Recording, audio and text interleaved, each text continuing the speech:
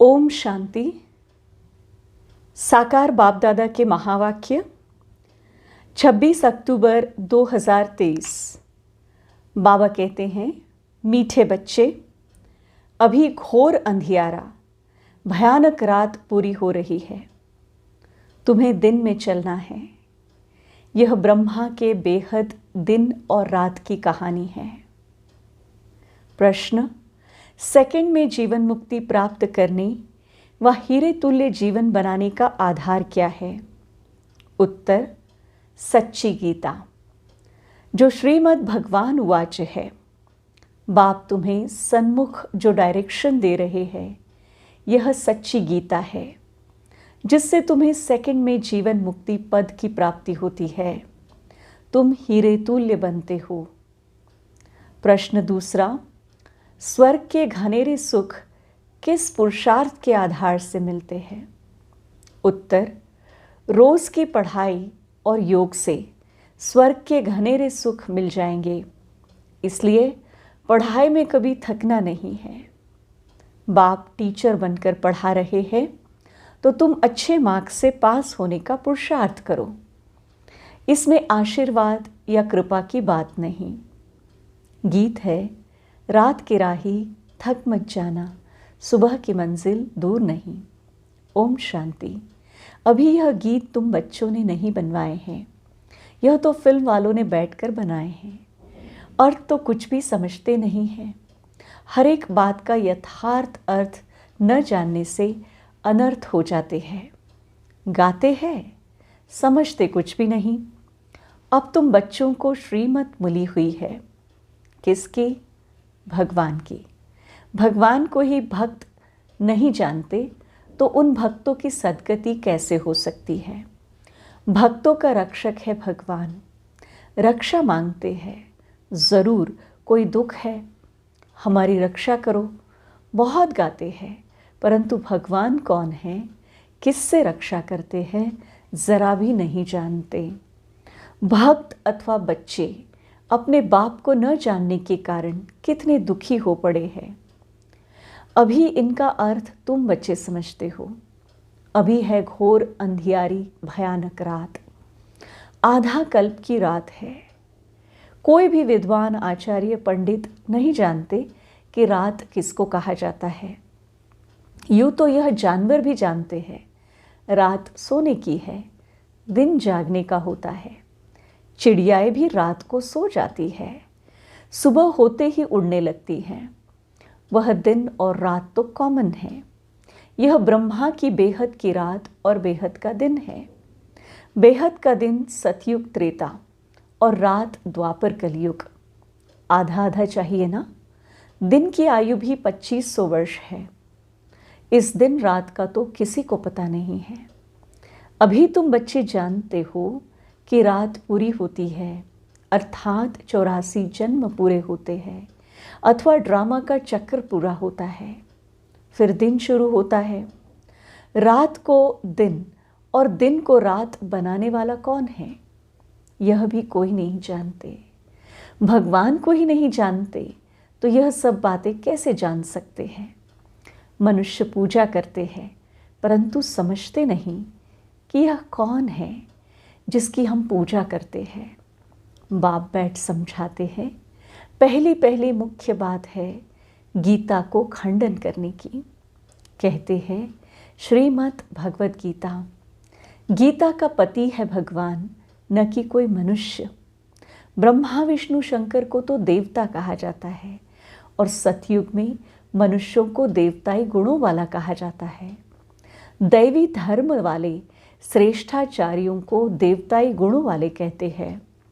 भारत के मनुष्य श्रेष्ठाचारी थे, वही फिर आसुरी गुण वाले बन पड़े हैं।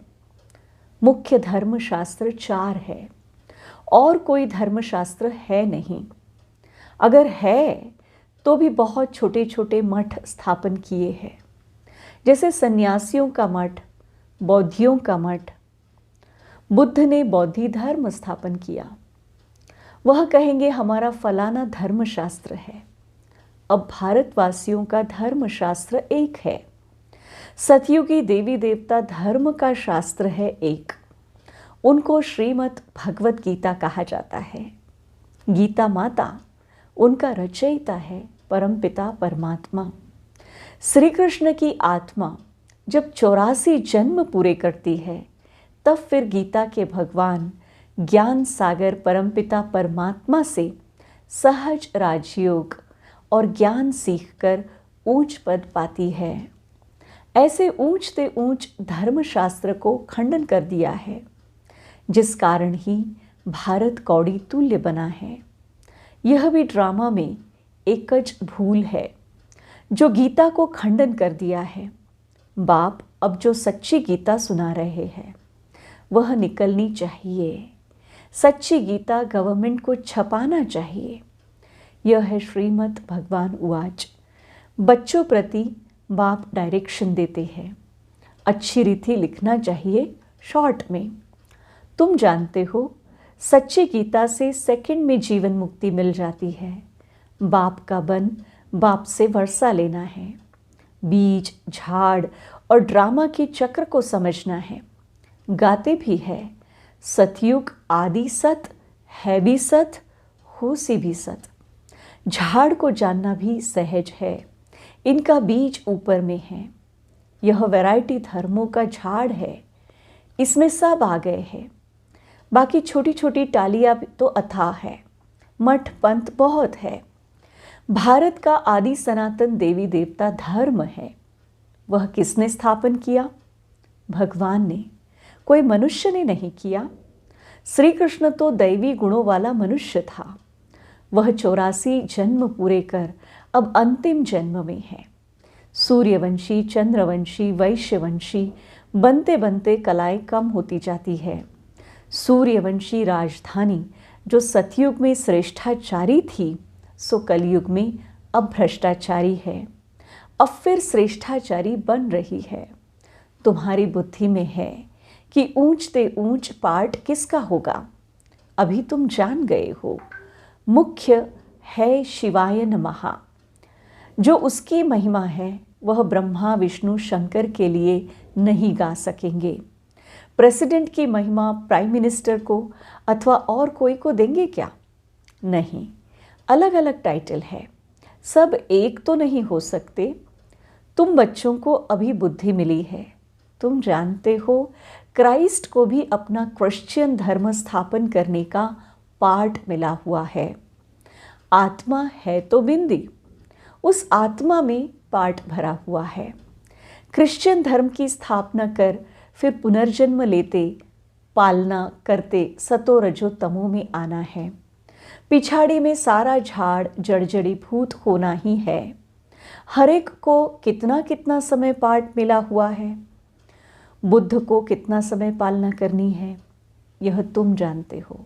भिन्न भिन्न नाम रूप में जन्म लेते रहते हैं। अभी बाबा तुम्हारी कितनी विशाल बुद्धि बनाते हैं, परंतु कोई तो शिव बाबा को याद भी नहीं कर सकते। बेहद का बाप बेहद स्वर्ग का वर्षा देते हैं। यह भी तुम समझा नहीं सकते। बाबा ने बहुत बार समझाया है। आत्मा में अविनाशी पाठ नोंधा हुआ है। एक शरीर छोड़ फिर दूसरा लेना है। कितनी गुह्य बातें हैं समझने की। जो स्कूल में रोज़ पढ़ते होंगे वही समझेंगे। कोई तो चलते चलते थक जाते हैं। गाते भी हैं, तुम मात पिता हम बालक तेरे। बाप कहते हैं हम तुमको स्वर्ग के सुख घनेरे देने का पुरुषार्थ करा रहे हैं। तुम थक नहीं जाना।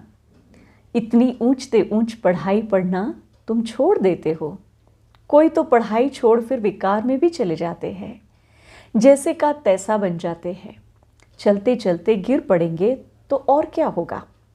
भल वह सुख में है, परंतु पद में तो फर्क है ना। यहाँ सब दुखी है, वहाँ राजा प्रजा सबको सुख है। फिर भी पद तो ऊंचा लेना चाहिए ना। पढ़ाई छोड़ दी तो माता पिता कहेंगे तुम तो लायक नहीं हो। बाप से स्वर्ग का वर्षा लेते लेते कई बच्चे थक जाते हैं। चलते चलते माया वार कर देती है तो लौट जाते हैं। तो जो जमा किया वह फिर ना हो जाती है। बाकी क्या बनेंगे? स्वर्ग में भल जाएंगे, लेकिन बिल्कुल साधारण प्रजा जाकर बनेंगे। बाप कहते हैं हमारा बनकर फिर थक कर बैठ गए, वह ट्रेटर बन गए तो प्रजा में चंडाल जाकर बनेंगे। सभी चाहिए ना।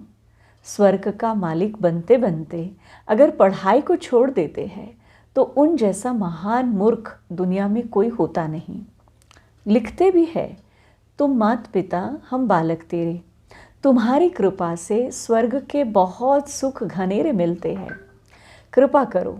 बाप कहेंगे कृपा की तो बात ही नहीं, मैं टीचर हूँ, पढ़ाऊँगा, पुरुषार्थ तुम करो, अच्छे मार्क्स से पास होने का पुरुषार्थ करो, बाकी मैं थोड़े ही बैठ सब पर आशीर्वाद करूँगा।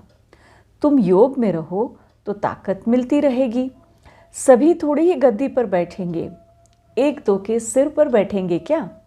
तो धर्म मुख्य है ही चार, शास्त्र भी चार है, उनमें मुख्य है गीता, बाकी सब उनके बच्चे हैं।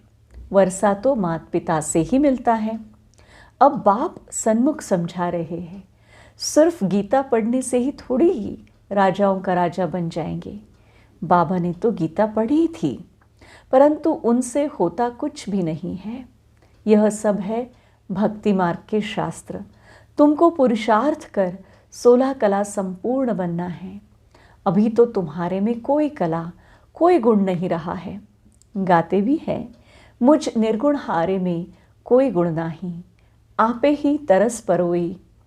हमको फिर 16 कला संपूर्ण बनाओ, जो हम थे फिर बनाओ। अब तुम जानते हो, बाप सन्मुख आकर समझा रहे हैं। एक निर्गुण संस्था भी बना दी है। निर्गुण निराकार का अर्थ भी नहीं जानते हैं। शिव का तो आकार भी है, जिसका नाम है तो ज़रूर चीज़ भी है ना। आत्मा इतनी सूक्ष्म है, उनका भी नाम है। ब्रह्म महातत्व जहाँ आत्माएं निवास करती है, वह भी नाम है ना। नाम रूप से न्यारी तो कोई चीज़ होती नहीं। भगवान को कहते नाम रूप से न्यारा, फिर उनको सर्वव्यापी कह देते हैं। यह कितनी बड़ी भूल है। मनुष्य जब इन बातों को समझे तब तो निश्चय करे, बाबा हमने आपको जाना है, कल्प कल्प आपसे राज्य भाग्य लेते आए हैं। ऐसा निश्चय तो तब पढ़ सकते हैं, ऐसा निश्चय हो तब पढ़ सकते हैं। यहाँ से बाहर निकलते हैं और भूल जाते हैं। इसलिए पहले पहले तो लिखवा लेना चाहिए। बरोबर शिव बाबा आया है राजयोग सिखलाने। लिख कर भी देते हैं, फिर भी पढ़ते नहीं हैं। ब्लड से भी लिख कर देते हैं, परंतु आज है नहीं। माया कितनी तीखी है। बाप कितना बैठ समझाते हैं। तुम्हारी विहंग मार्ग की सर्विस तब होगी जब ऐसे ऐसे पत्र लिखेंगे। तुम्हारी शक्ति सेना में भी नंबरवार है। कोई चीफ कमांडर है, कोई कैप्टन है, कोई मेजर्स है, कोई सिपाहियों के साथ बोझा उठाने वाले भी हैं। सारी सेना है। बाबा तो पुरुषार्थ कराएंगे ना। हर एक के पुरुषार्थ करने से समझ में आता है, यह राजा रानी बनेंगे व अच्छी साहूकार प्रजा में जाएंगी, या यह साधारण प्रजा में जाएंगे, या दास दासी बनेंगे। यह तो बिल्कुल सहज है समझने का। तो पहली मुख्य बात को उठाना है। बाबा कितनी ललकार करते हैं महारथियों को। तो विहंग मार्ग की सेवा के लिए विचार चलनी चाहिए। अच्छा, मीठे मीठे सिकिलधे बच्चों प्रति माता पिता बाप दादा का याद प्यार और गुड मॉर्निंग। रूहानी बाप की रूहानी बच्चों को नमस्ते। हम रूहानी बच्चों की रूहानी बाप दादा को याद प्यार, गुड मॉर्निंग और नमस्ते। धारणा के लिए मुख्य सार है। पहला, पढ़ाई में कभी भी थकना नहीं है। ऊंच ते ऊंच पढ़ाई रोज़ पढ़नी और पढ़ानी है। दूसरी पॉइंट है, विहंग मार्ग की सर्विस करने की युक्तियाँ निकालनी हैं। योग में रहे, बाप से ताकत लेनी है। कृपा आशीर्वाद मांगनी नहीं है। वरदान, वरदानों की दिव्य पालना द्वारा सहज और श्रेष्ठ जीवन का अनुभव करने वाले सदा खुश नसीब भव। बाप दादा संगम युग पर सभी बच्चों की 3 संबंधों से पालना करते हैं। बाप के संबंध से वर्षे की स्मृति द्वारा पालना, शिक्षक के संबंध से पढ़ाई की पालना और सतगुरु के संबंध से वरदानों के अनुभूति की पालना एक ही समय पर सबको मिल रहा है। इसी दिव्य पालना द्वारा सहज और श्रेष्ठ जीवन का अनुभव करते रहो। मेहनत और मुश्किल शब्द भी समाप्त हो जाए तब कहेंगे खुश नसीब। स्लोगन: बाप के साथ साथ सर्व आत्माओं के स्नेही बनना ही सच्ची सद्भावना है। बाप के साथ साथ सर्व आत्माओं के स्नेही बनना ही सच्ची सद्भावना ही है। ओम शांति।